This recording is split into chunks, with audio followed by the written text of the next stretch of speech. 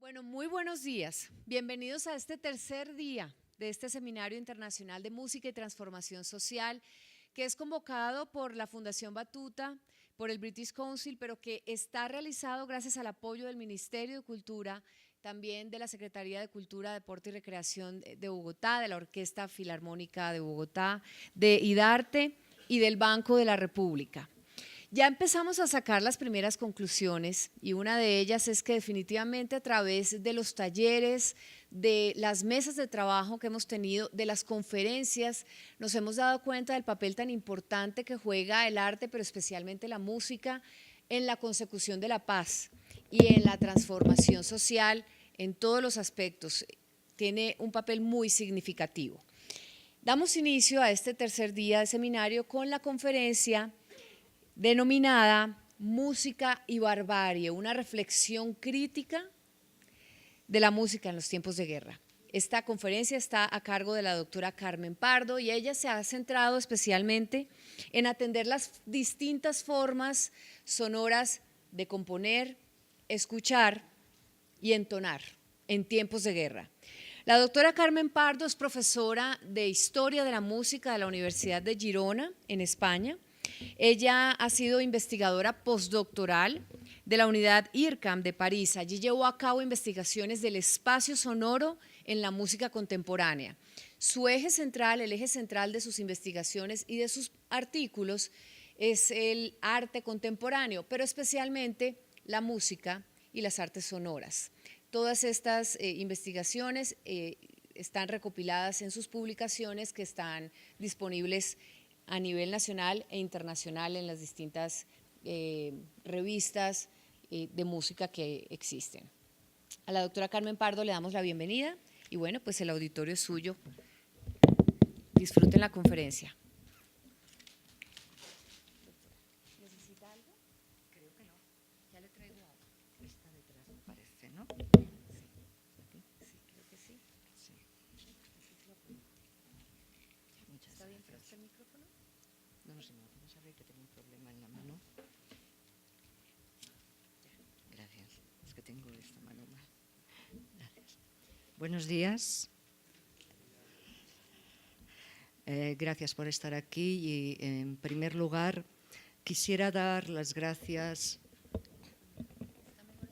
Yo estoy bien, sí. Siempre me resulta extraño irme en off, pero sí. ¿Sí?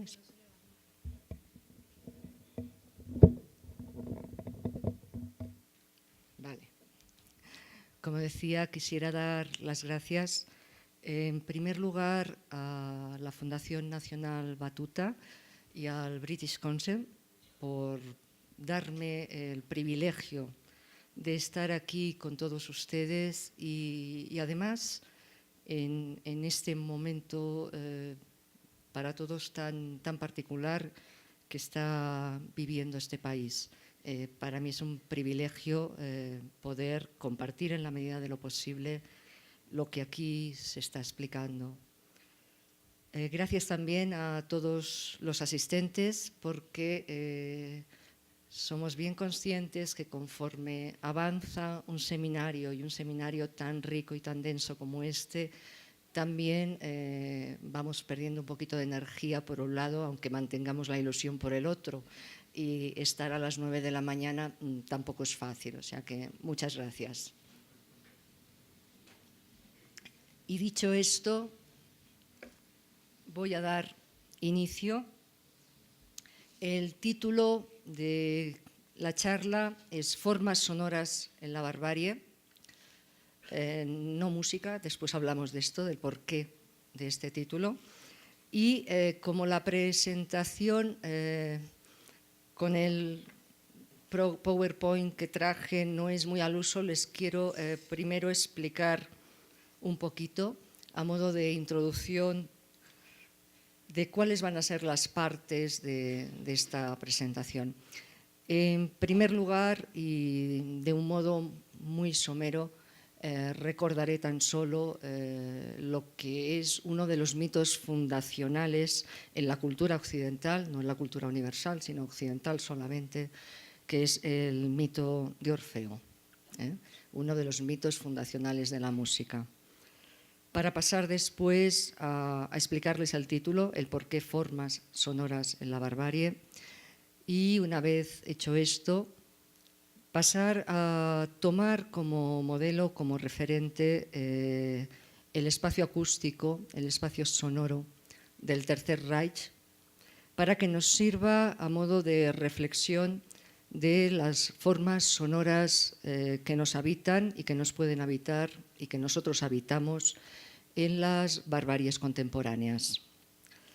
Paso ya, sin más dilación, a la primera cuestión. Les decía hace un momento que quería partir del mito de Orfeo, que sin duda todos conocen, pero para explicar a modo de cuento fácil, recordar este personaje tan importante a lo largo de la historia de la música, que es Orfeo, que según la mitología tenía la capacidad de encantar a los animales, a las personas, a toda la naturaleza. Cuando Orfeo hacía sonar la lira, se modificaba, se transformaba todo aquello que había a su alrededor, fuera orgánico o inorgánico. El poder mágico de la música se inicia, pues, a partir de esta leyenda que nos habla del poder de seducción de lo sonoro. Pero esta leyenda nos dice también que Orfeo, como ustedes recordarán, perdió a su amada Eurídice y tuvo que descender al Hades, tuvo que descender al infierno. Allá, una vez más, volvió a perder a su amada. No vamos a entrar ahora en los detalles, hay demasiadas historias al respecto. Y cuando salió del Hades, cuando salió de este infierno, Orfeo siguió entonando su dolor, siguió entonando la lira y haciendo caso omiso de todas las ninfas, de todas las semidiosas que querían apaciguar su dolor, que querían estar con él. Ellas, ofendidas, como recordarán, lo despedazan. Y de Orfeo solo queda la cabeza. Una cabeza que es arrojada al río Hebrón y es una cabeza que sigue cantando. Vamos tan solo a poner algunas imágenes. Las imágenes que van a ver ustedes no son ilustrativas exactamente de lo que estoy diciendo, solamente van a funcionar como una especie de resonancia de aquello que se va a decir. La primera imagen es la de Gustave Moreau, de Orfeo, donde vemos a una ninfa que recoge la cabeza de Orfeo y, no sé si se podrá precisar bien, aquí Orfeo todavía tiene los labios entreabiertos. Cuando se recoge la cabeza de Orfeo, lo que nos da es la capacidad de hacer de la música algo profético. Orfeo, según la leyenda, va a ser capaz de dictar los oráculos como Apolo, como el dios Apolo. Esta es una de las explicaciones que se da de Orfeo y por tanto también del poder de la música. La música como algo profético, escuchar los sonidos de nuestro tiempo como algo que se nos está diciendo también de nuestro tiempo. Pero hay otras interpretaciones de Orfeo también. En la misma época encontramos también otro pintor francés que lo que nos da es esta cabeza de Orfeo flotando sobre el agua, Odilon Redon, y en esta cabeza de Orfeo, como van a ver ustedes, Orfeo todavía está medio sumergido en las aguas y sus labios están sellados. Orfeo ya no canta, Orfeo ya no profetiza.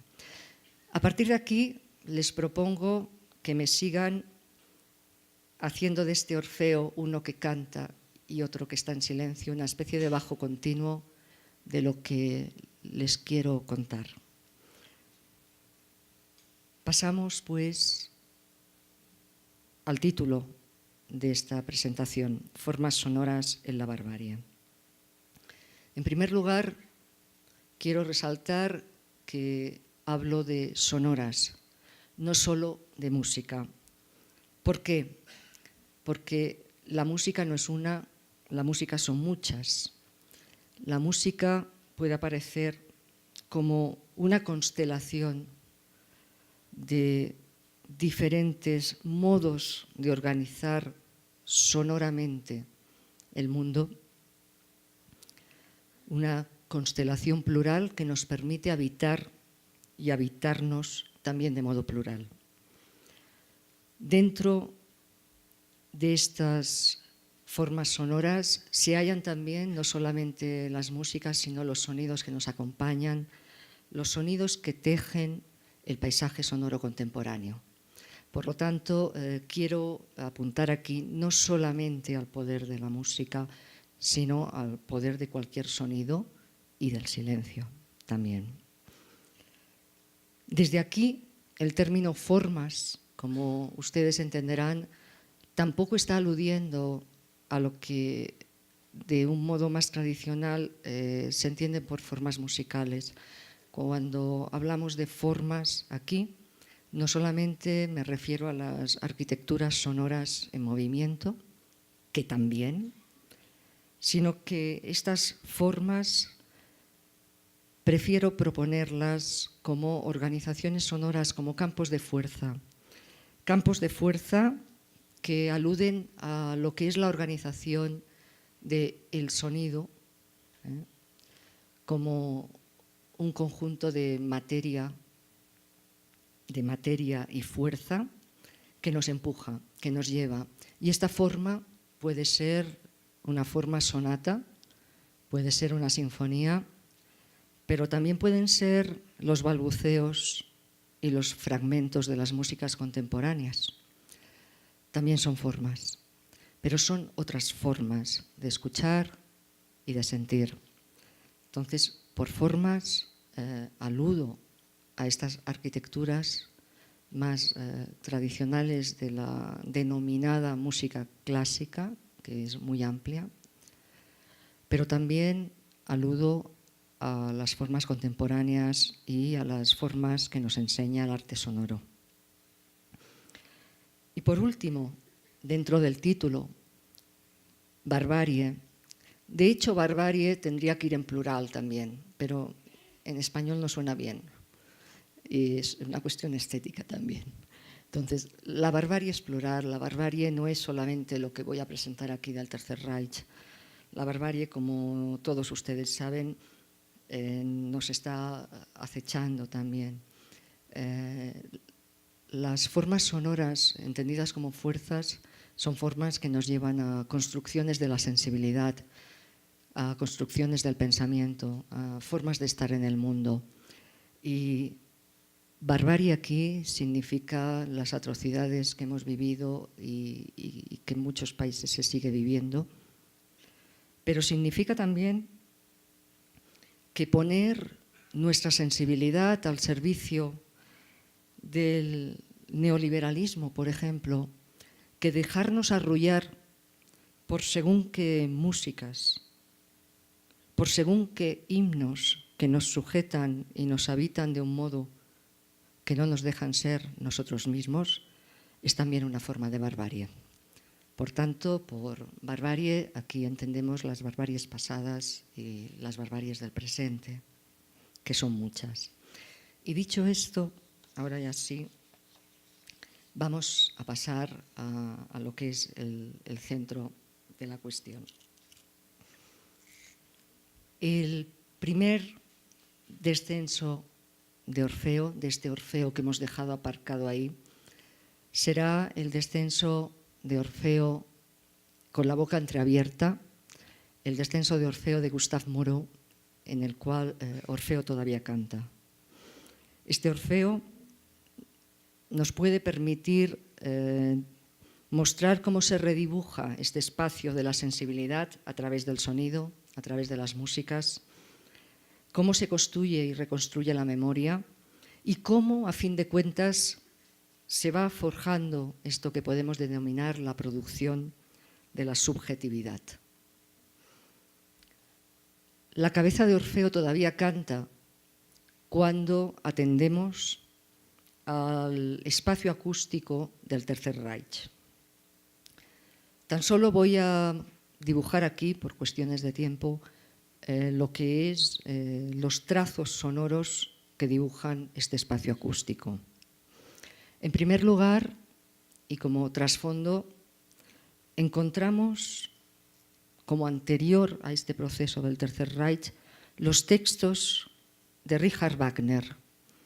En los textos de Richard Wagner, como ustedes recordarán, la música aparece como vehículo de un cambio social profundo, algo que nos está atañendo también estos días. A partir de esta consideración, el uso que se hace de este planteamiento wagneriano y de la música de Wagner en el nazismo, particularmente, es conocido por todos. Se va a plantear la construcción de una comunidad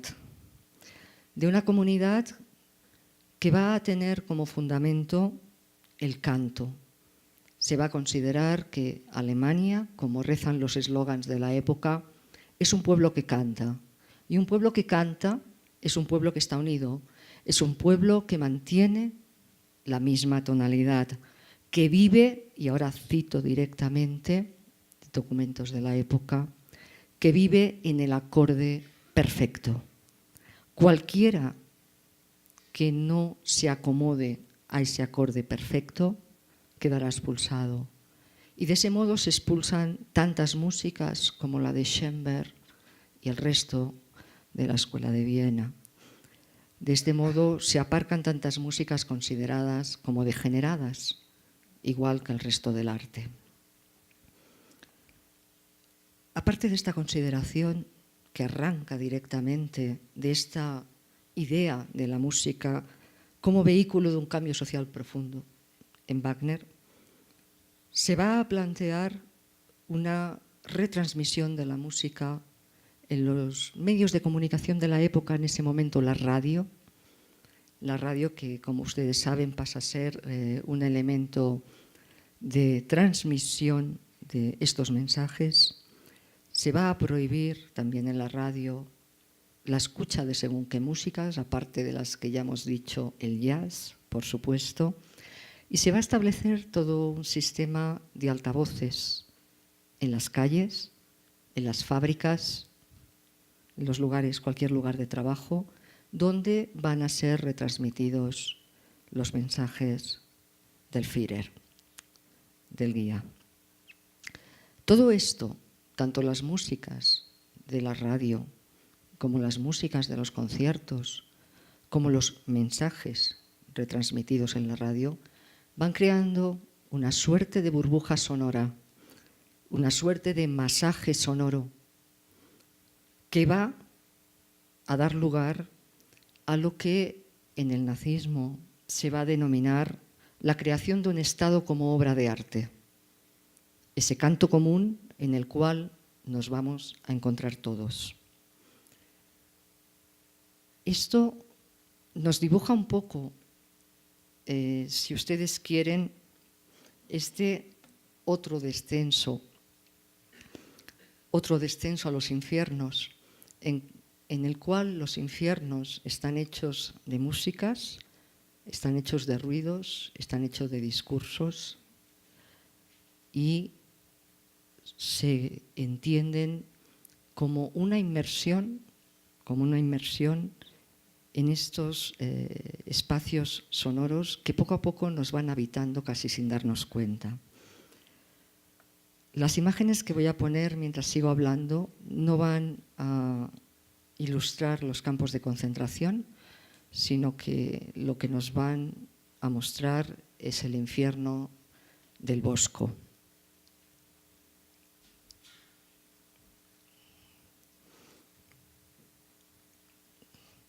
¿Qué es lo que ocurre en los campos de concentración durante el Tercer Reich. ¿Qué es lo que ocurre en estos campos que se establecen desde el inicio, no después, desde el inicio, en los que la música también tiene algo que enseñarnos? Tan solo voy a recordar aquí algunos de los testimonios de supervivientes de los campos en relación con la música. En primer lugar, el testimonio de Primo Levi, a través de sus textos, como por ejemplo Si esto es un hombre, donde nos recuerda que la primera vez que llega al campo escucha Rosamunda. Hay una orquesta tocando Rosamunda y a él le parece algo grotesco. ¿Cómo escuchar Rosamunda en un espacio como ese? Primo Levi llegará a decir que la música en los campos de concentración se va a convertir en la voz del Lager, la voz del campo, aquello que está dando voz a lo que no puede ser comprendido. Ante la ausencia de comprensión de los que están allá, la música va a ocupar ese espacio silencioso, ese espacio inarticulado. La música va a ser una especie de trabajo de urbanización del silencio, de este silencio. Junto a Primo Levi, que no era músico, como ustedes saben, sino químico, se encuentran otros testimonios. El segundo que quiero aportar es el de Simon Lax, compositor y director de orquesta, que nos explica algo que realmente da que pensar. Simon Lax reflexiona sobre si aquello todavía es música y nos explica que él está obligado a componer particularmente las músicas que van a acompañar la entrada y salida de los prisioneros hacia los lugares de trabajo forzado. Las músicas que acompañan también a los prisioneros a las cámaras de gas. Y que al mismo tiempo que él tiene que componer estas músicas, a veces son músicas pedidas y otras son compuestas a petición, al mismo tiempo que las tiene que componer, tiene que estar muy atento a la salud de los músicos con los que tiene que trabajar. Tiene que prever si el violín, uno de los instrumentos que aquí se han mencionado más, si el violín va a poder sonar o si el violín dejará de sonar, y por lo tanto tiene que prever qué otras melodías pueden tapar las ausencias de los que van desapareciendo. En estas condiciones compone Simon Lax y componen otros de los compositores que se encuentran allá.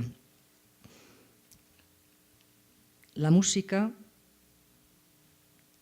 servirá, como decía, en los campos para acompañar estas entradas y salidas hacia el trabajo.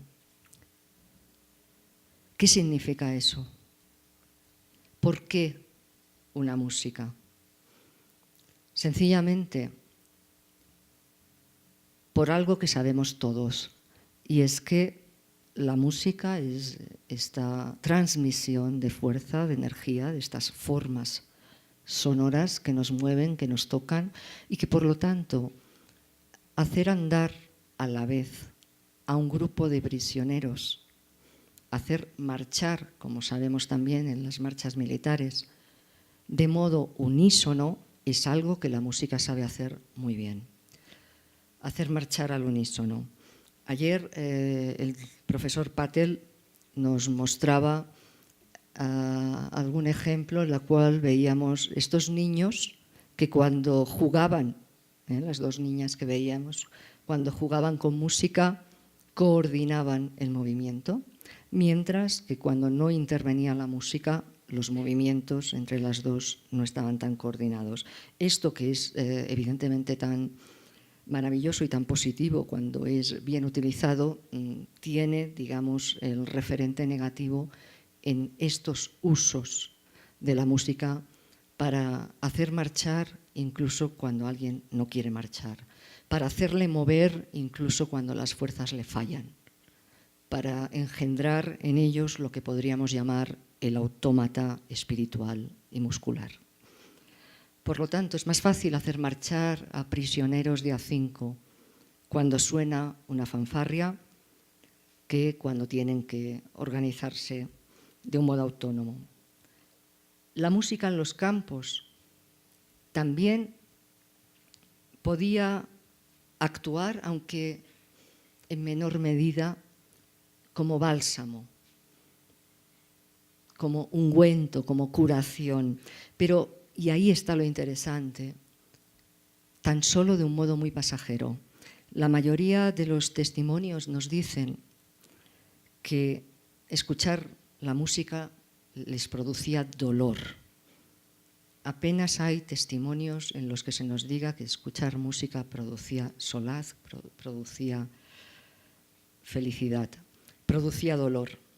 ¿Por qué produce dolor? Esta es la pregunta que a mí me ha acompañado durante mucho tiempo y a muchos de los investigadores en estas cuestiones. ¿Por qué la música produce dolor? ¿Y por qué, el otro en vez de la pregunta, por qué se ha repetido tantas veces que los oficiales nazis encargados de gestionar el horror tenían una sensibilidad musical exquisita? ¿Cómo puede entenderse algo así? Esto puede ser entendido. Puede ser entendido si retomamos aquello que decía hace un momento. La música redibuja el espacio de la sensibilidad, construye y reconstruye la memoria y activa procesos de subjetivación que son individuales y colectivos. ¿Qué es lo que pasa entonces con esto en el espacio acústico del Tercer Reich? ¿Qué es lo que se nos enseña? Lo que se nos enseña es que para que esto tenga lugar, para que este poder de la música tenga lugar, es necesario realizar una experiencia estética. ¿Y qué entendemos aquí por experiencia estética? No me refiero a una teoría particular, ni mucho menos, sino simplemente a la aesthesis, a la sensibilidad, a la capacidad para ser tocado por la música, para ser removido, para ser transformado, para dejar que los trayectos sonoros nos habiten y para que nosotros seamos capaces también de habitar esos trayectos sonoros, que pueden ser discursos, pueden ser fragmentos, pueden ser balbuceos. Para ello va a ser preciso dejarle a la música un espacio en nosotros mismos, dejarnos trabajar por la música. Para que esto sea posible, es necesario no estar privado de esta capacidad. Y lo que ocurría en los campos y lo que nos transmiten los supervivientes es que en Auschwitz, igual que en el resto de los campos, no hay ya la posibilidad de tener una experiencia estética. No hay ya la posibilidad de ser removido, de ser transformado, si no es por espacios muy breves, si no es por espacios que sabes que van a acabar en el momento en que la música deje de sonar. Con esto, ¿qué es lo que intento explicar? Lo que intento explicar es que los campos de concentración nos enseñan que la música es un arte para la acción. Y cuando la acción parece imposible, la música que te mueve, que te transforma, que te hace recordar, te trae otros tiempos, es una música que duele, es una música difícil de soportar. Cuando la música te pone en disposición de algo que te está vedado, la música no produce felicidad, produce dolor. La música, cuando se escucha, crea estos territorios en los cuales podemos evocar otros momentos, podemos proyectarnos también hacia el futuro. Aquí, a lo largo de este seminario, varias veces se han dicho cosas que están en esta línea. El primer vídeo que se nos puso de la presentación de Batuta, había esta madre que decía, hablando de su hijo, no recuerdo ahora el nombre, decía que el niño ponía una melodía en su boca y poniendo la melodía en su boca se transformaba. En otro momento, Doris Sommer nos contaba que allá donde trabaja se enseñaba a silbar Vivaldi y silbando Vivaldi se sentían más seguros, más protegidos. En los campos de concentración, sin duda, cuando ponían esas melodías en la boca, algo estaba ocurriendo ahí. El problema es que no había espacio donde salir. Por lo tanto, la música y la situación de la música en los campos nos enseña, como decía, que la música es un arte de acción y, en tanto arte de acción, y ahora añado, la música es el arte de lo posible. La música es el arte de ir más allá, de inventar mundos. Y es lo posible lo que parece denegado en estos campos.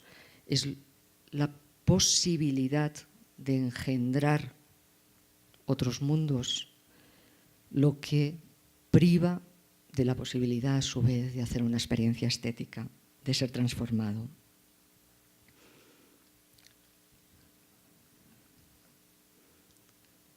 Hasta aquí este primer descenso de Orfeo, todavía cantando, todavía entonando, aunque sea paradójico, que el Estado, el Tercer Reich, se va a encumbrar como una obra de arte y que todos los ciudadanos van a cantar al unísono. Alemania es un país que canta. Hasta aquí pues este descenso y ahora les propongo hacer otro descenso tomando la imagen segunda de Orfeo, la de Odilon Redon, donde Orfeo tiene la boca sellada, donde Orfeo ya no canta. Y ahora veremos por qué. Este segundo descenso es un descenso que les invito a hacer en las barbaries contemporáneas.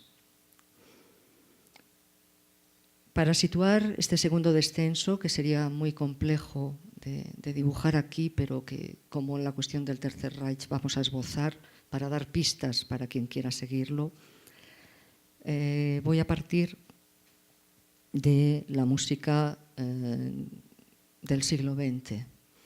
La música del siglo XX, que es una música plural, es una música que es la música que nos llega a través de los medios de comunicación masiva, es una música que nos trae los ecos de la llamada música clásica. Recordemos que la noción música clásica aparece justamente cuando aparece la radio. Todos sabemos aquí que lo que se entiende por música clásica sería un espacio muy pequeñito dentro de la historia de la música. Y en estas músicas del siglo XX aparece también la denominada música contemporánea. ¿Por qué me voy a referir a este descenso a través de la imagen de este Orfeo silencioso. La música contemporánea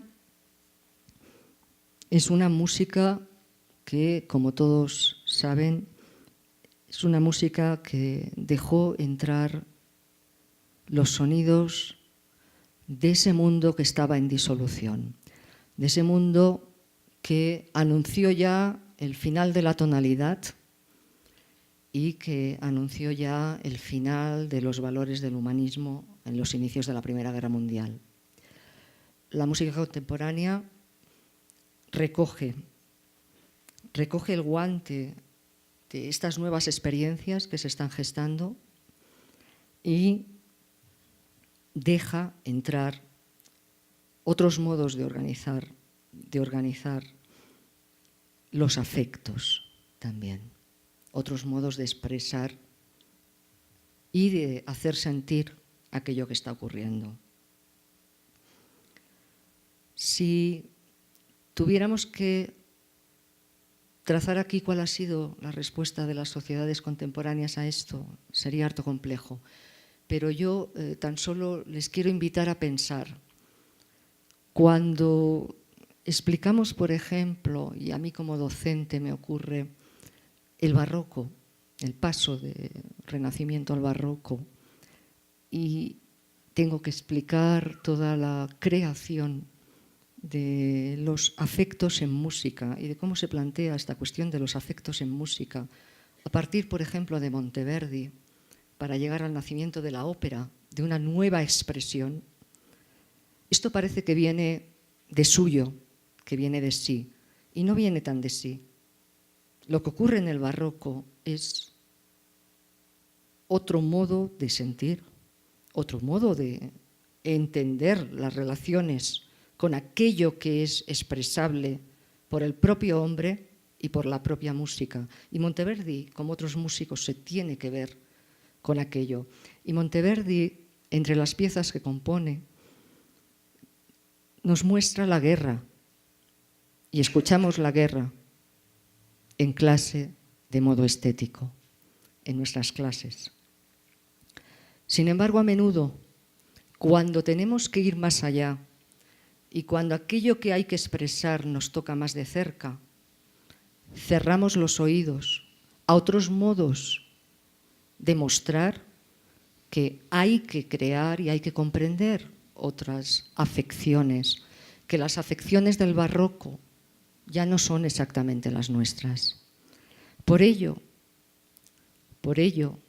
entre los descensos a los infiernos, que todavía están en silencio, encontramos muchísimas piezas, como por ejemplo la de los futuristas, las danzas de guerra de Pratella. Encontramos la historia del soldado de Stravinsky, y ahora hablo de estilos completamente diferentes. Encontramos, ¿por qué no?, el cuarteto para el fin de los tiempos de Messiaen, antiguo prisionero en los campos, como ustedes saben. Encontramos las propuestas, por ejemplo, de Susan Phillips dentro del arte sonoro, como por ejemplo la última instalación que terminó en abril en la Tate. Encontramos también, por ejemplo, allá de donde vengo, de España, trabajos como los de la Orquesta del Caos, cuando nos proponen, por ejemplo, en el último festival del Zeppelin, nos proponen un tema que quiero leer: el sonido del otro, la razón del otro, psicogeografías sonoras. Reflexiones sobre el sonido en conflicto, que expanden estas músicas, que nos hablan de otros modos de crear los afectos, de otros modos de intentar expresar y volver a construir, volver a organizar sonoramente a nivel musical, pero también a nivel de nuestras melodías, de las melodías que ponemos en nuestras bocas, aquello que está aconteciendo. Por lo tanto, atender a la construcción de estos nuevos afectos, a la alteridad de esto que acontece, me parece que en nuestras sociedades contemporáneas todavía es una asignatura pendiente. Por eso he querido poner la imagen de este Orfeo en silencio. Las formas sonoras, pues, que nos habitan en estas sociedades contemporáneas tienen que ver con nuestras músicas, que son todas, pero también con el paisaje sonoro en el cual nos encontramos. Todo esto forja un espacio acústico complejo, realmente complejo, al cual el músico no debiera cerrar sus oídos cuando sale de clase. Para ir terminando con este paisaje sonoro, quisiera comentar el paisaje sonoro que ayer muchos de ustedes sin duda vivieron, que para mí fue el paisaje sonoro del final de la manifestación en la Plaza Bolívar. Un paisaje sonoro de nuestro tiempo, de este momento, en el cual se escuchaban consignas pidiendo la paz, se escuchaban también cantos en el lugar donde yo me encontraba por un rato, tan solo pude estar un rato. La gente no afinaba, es decir, desde el punto de vista estético, en el sentido clásico, los que había a mi alrededor no estaban perfectamente afinados. Incluso hubo alguno que no pudo ir al unísono con el resto y lanzó algún grito. Pero aquello nos está enseñando bastante sobre lo que es el espacio sonoro contemporáneo. Aquello fue, para mí, una experiencia ética y estética. Una experiencia en la que se podía entender que el tipo de armonía que había allá, ni que fuera por el tiempo que duró aquella presentación, era una armonía horizontal, una armonía sin jerarquías, una armonía donde las disonancias estaban, el desafino estaba. Una armonía en la que cada ciudadano allá presente se podía convertir, ni que fuera por ese momento, insisto, ni que fuera por ese momento, en un artista de sí mismo capaz de entonar, en un artista de sí mismo y de la colectividad que allí se estaba realizando. En aquel momento, ver esa plaza y las calles adyacentes repletas sonando permitía entender que hay que estar atento a las melodías que nos rodean. Hay que estar atentos a hacer de la vida una obra de arte, cada uno de nosotros, y no permitir nunca más que el Estado, como fue el Tercer Reich, anunciara cuál es la obra de arte a construir. Con esto, lo único que les he querido transmitir es que el paisaje sonoro y las músicas que se entonan dentro de las aulas de música y fuera de las aulas de música, que las músicas, todos los sonidos, incluyendo ruidos y silencios y el arte sonoro, nos tienen que abrir esta vía de las prácticas artísticas como arte de acción, como arte de lo posible, como capacidad de inventar nuevos mundos.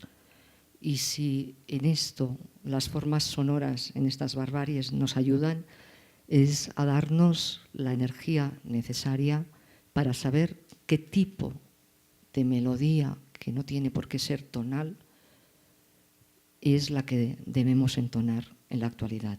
Muchas gracias.